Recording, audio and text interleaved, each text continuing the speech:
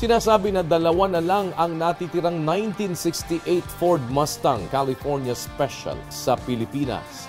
Kaya po nang malaman namin kung saan makikita ito, binisita agad namin ang car owner nito sa Las Piñas City. Samahan nyo kaming kilatisin ang rare find na 1968 Ford Mustang California Special dito sa Manibela Rearview.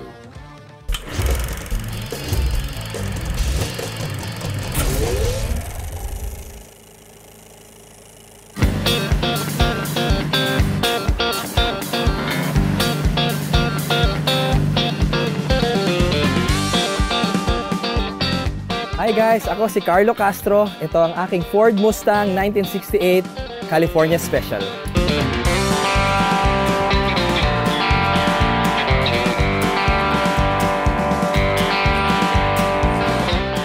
I started my collection way back 2012. I first got a Honda 1991 EF hatchback. This Mustang 1968 California Special, nabili ko siya nung 2 years ago pa lang sa first owner na nagpagawa ng kotse sa akin. They decided to sell it because they need funds for something. I grabbed the opportunity to get this one because it's very rare. Bakit nga ba espesyal para kay Carlo ang 1968 Ford Mustang?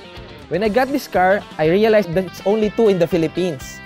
So every Sunday, we use it for church and lunch out with my family, with my daughter.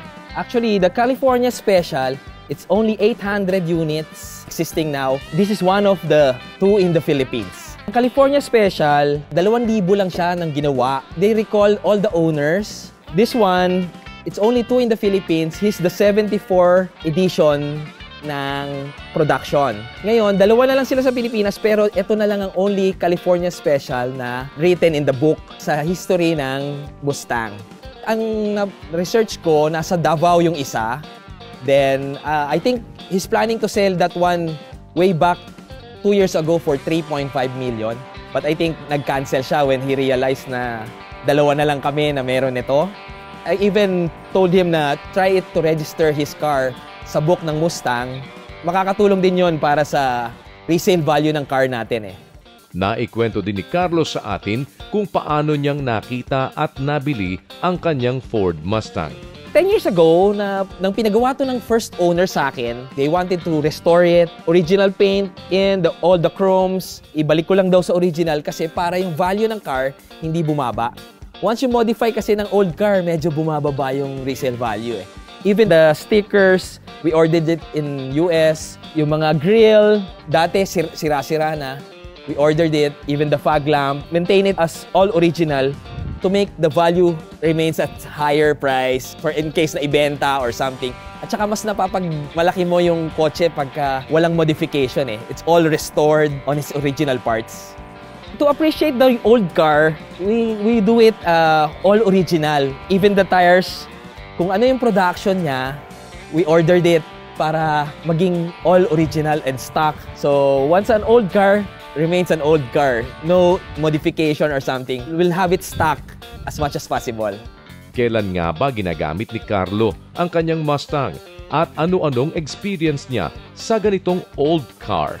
Itong kotse na to, hindi lang siya car queen. Ginagamit ko rin siya daily. Sometimes pag coding yung kotse ko, I brought my daughter to school using this one. Then every Sunday, we go to church or eat lunch. Medyo nagiging head turner siya. Na marami ring nagpapapicture, so masarap sa feeling na ngayon lang sila nakakakita. Kahit papaano, nakakakita sila ng umaandar. Oh, hindi lang pala to nasa museum. You can use it daily. May aircon, everything is working, good brakes, registered. Hindi lang siya garage queen. Unlike ng mga ibang collectors, it's just they're putting it in their garage. This one, you can use it daily. Tinanong din namin kung ano ang pagkakaiba ng luma at bagong Mustang. The comparison ko sa bagong Mustang ngayon, actually sila medyo komportable gamitin. This one, an old car is still an old car. Kumbaga, aircon-wise, suspension-wise, medyo syempre old model design. Pero yung resale value, once you buy it now in Mustang dealer, bumababa kagad ng 20%. Ako ngayon, this Mustang, for me, there's no price. Kumbaga, you can buy a new one, but this one, you cannot buy right away. kumbaga need mo mag-restore or humanap na hindi basta-basta. Bago, madaling bumili. This one, mahirap bumili, mahirap magbuo. Kaya for me, this is special for me. This is a 68 model compared to the new one, the 2019. I'd rather choose this one. Masayang ipinakita ni Carlo ang makina at loob ng kanyang Mustang at ipinagmalaki na all original at completely restored ito. This is an all original his engine. Correct sa body number and engine number. It's a straight 6 289 cubic inch engine ng Ford Mustang. Ang lahat ng loob ng accessories, gauge, seat belts, even the seats, all original. The side mirror, all leather, restored, fully restored, and interior. Ang taillight ng California Special, Thunderbird siya. Hindi siya yung the usual na 3-liner na taillight ng Mustang. Kinolaborate nila ang taillight ng T-Bird sa this model. Ito ra nga nag-iisang Mustang na vintage na ginamitan nila ng fiberglass trunk at hindi siya metal para makuha nila yung shape na fins ng design na to. Para kay Carlo, hindi madali ang maging car collector. Kaya nagbigay siya ng personal tip tungkol dito.